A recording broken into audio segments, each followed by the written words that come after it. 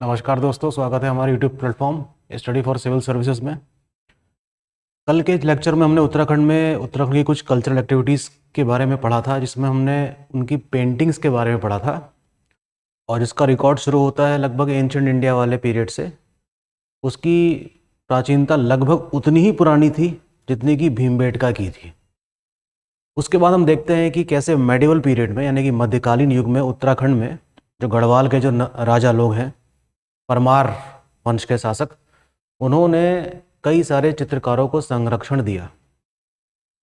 और जो style develop होकर आई उसको कहा जाता है गढ़वाल स्कूल ऑफ पेंटिंग या गढ़वाल स्टाइल ऑफ पेंटिंग। इसको ठीक वैसे ही समझिए जैसे कि मुगल्स पीरियड में हम देखते हैं कि कला को एक विशेष संरक्षण मिला हुआ था।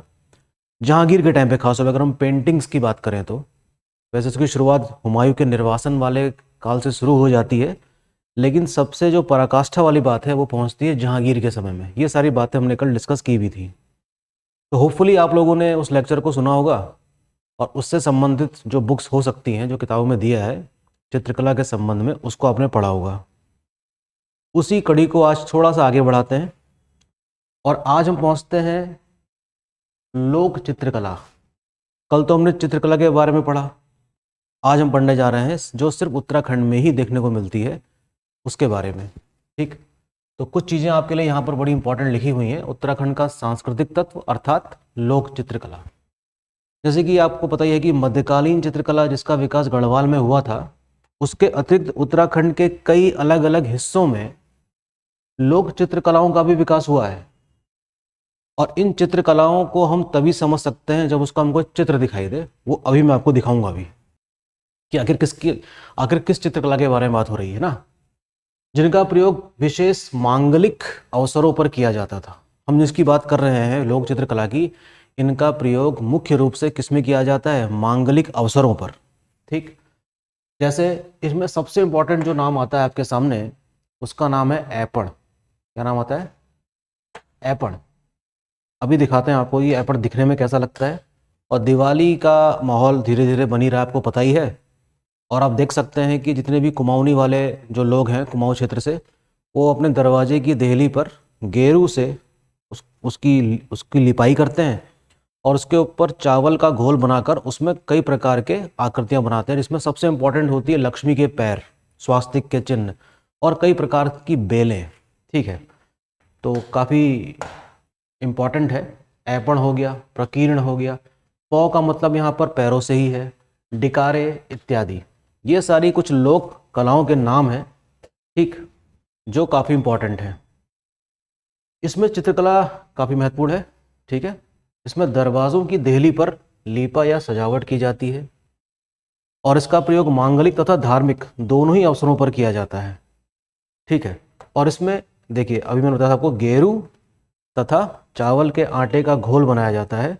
गेरू को सबसे पहले लीपा जाएगा और उसके ऊपर चावल के जो आटे का घोल है, थोड़ा सा गाढ़ा होता है वो, उसको लगा दिया जाता है। उसमें सूखने के बाद काफ़ी अच्छा दिखता है। लेकिन आजकल तो रेडीमेड भी आने लग गए हैं मार्केट में। अब ज़्यादा कोई मतलब उस चक्कर में पड़ता नहीं है, फटाफट निपट जाता है वो। फिर मैं दिखाता हूँ आपको।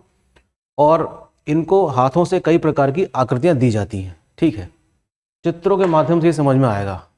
ठीक, लक्ष्मी के पौ चित्र काफ़ी इंपॉर्टेंट हैं। दिवाली के अवसर पर अगर उत्तर प्रदेश वाले स्टूडेंट्स मेरी अगर बात सुन रहे हैं तो कभी अगर आएंगे यहाँ पे, तो आपको कई घरों के, मतलब लगभग सभी घरों में देहली पर आपको ये चित्र देखने को मिलेगा।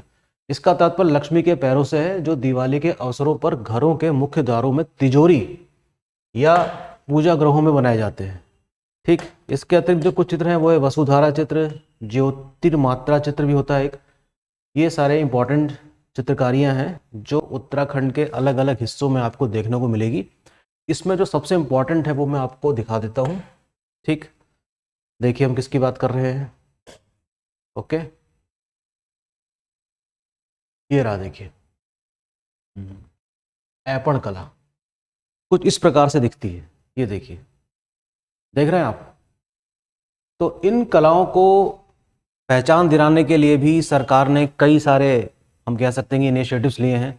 जैसे कि हमारा उत्पाद हमारी पहचान, वन प्रोडक्ट वन डिस्ट्रिक्ट वाला प्रोग्राम का नाम आपने सुना ही होगा। ऐसे ही उत्तराखंड ने चलाए हैं 2 प्रोडक्ट्स 1 डिस्ट्रिक्ट वाला जो इनिशिएटिव है, वो भी स्टार्ट किया गया है। ठीक है, तो किसी लेक्चर में उसके बारे में भी चर्चा कर ली जाएगी। तो आप देख रहे हैं ना, ये देखिए, तो ये है, इस पूरे फिगर को आप देख लीजिए अच्छी तरीके से। जो लाल रंग है ये तो रेडीमेड है, वैसे लोग लाल पेंट का भी इस्तेमाल कर लेते हैं और उससे कई प्रकार की क्या बना सकते हैं, आकृतियाँ। ये देखिए, ये सबसे ओरिजिनल जो कह सकते हैं, ये गेरू से लिपा हुआ है और ये आपको लक्ष्मी के पैर दिखाई दे रहे होंगे। ठीक, तो इस प्रकार की आकृति आपको आजकल, खास तौर पे आजकल जो दिवाली का जो महीना चल रहा है, उसमें आपको घरों घरों में इस प्रकार की सजावट देखने को मिलेगी। ठीक, तो लिखने से ज़्यादा इसको चित्रों के माध्यम से ज़्यादा समझा जा सकता है। अच्छा, ये देखिए, ये भी एक ऐपण कला का ही उदाहरण है, जिसमें हम कह सकते हैं कि एक चौकी जैसी बनी हुई है और इसमें देख सकते हैं कि आप स्वास्थ्य प्रकार के डिज़ाइन इसमें बनाए गए हैं। विवाहों के अवसरों पर भी इसका इस्तेमाल किया जाता है, जो कुमाऊनी रीति रिवाज से विवाह होते हैं उनमें। ठीक है, ये देखिए, तो आप देख सकते हैं एक चित्रकला इस प्रकार की भी है, देखिए। ठीक है, इसमें एक बाघ शिकार करते हुए दिखाई दे रहा है, बनाया उसको उस फॉर्मेट में ही है। ठीक है ना, तो आप समझ सकते हैं कि उत्तराखंड न सिर्फ चित्रकला के लिए बल्कि लोक चित्रकला के लिए भी जाना जाता है और इन कलाओं का संरक्षण काफ़ी आवश्यक है, तभी तो पता चल सकेगा उत्तराखंड की संस्कृति के बारे में बाहर के लोगों को। ठीक है, तो आप देखिए, पढ़िए, समझिए चीज़ों को, और यहाँ से भी कई प्रकार के क्वेश्चन आ जाते हैं। एक चीज़ और देख लीजिए, पहाड़ की संस्कृति।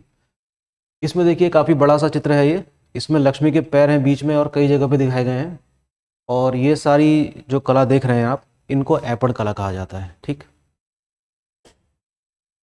होपफुली आपको बात समझ में आ रही होगी। ठीक है, तो हम समझ सकते हैं कि इन कलाओं का संरक्षण क्यों इतना आवश्यक है, ताकि ये लुप्त ना हो जाएं, है ना, ताकि ये लुप्त ना हो जाएं और समय के साथ इनका संरक्षण और नई जो पीढ़ी है इनको बताना भी जरूरी है। दूसरी बात, आज के लेक्चर के साथ साथ मैं एक चीज़ और जोड़ूंगा। ये जो तस्वीर मेरे पीछे आपको दिखाई दे रही है, ये उन महिलाओं की है जिन्होंने कल हिस्सा लिया था जोहार महोत्सव में।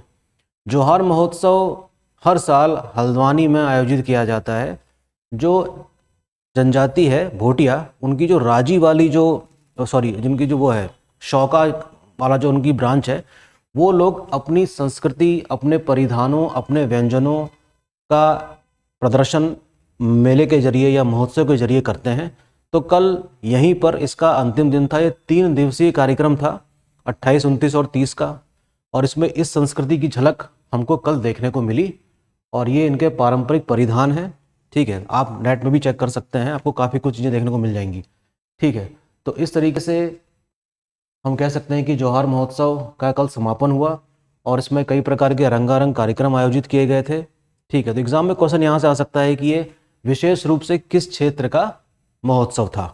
ठीक है, तो पहाड़ में दरअसल कई प्रकार की वस्तुएं पाई जाती हैं, जिसमें जड़ी बूटियां भी शामिल हैं। वहाँ उगने वाले राजमा, एक खास किस्म की दाल होती है जिसको हम गौहत कहते हैं, वो भी काफ़ी इम्पॉर्टेंट पार्ट है हमारी पहाड़ की संस्कृति का।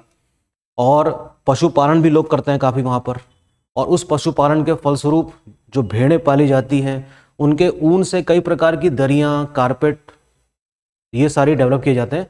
तो उन सब का प्रदर्शन स्टॉलों के जरिए इस महोत्सव में किया गया था। तो काफ़ी इंपॉर्टेंट है, हर साल होता है, और जहाँ पर मैं इस समय हूँ उससे लगभग 10-20 कदम की दूरी पे ही हुआ था। ठीक है, तो यही कुछ तस्वीरें हैं जो कल हमको मिली थी, और होपफुली आपको ये लेक्चर अच्छा लगेगा, और मिलते हैं जल्दी ही अगले लेक्चर में। Thank you.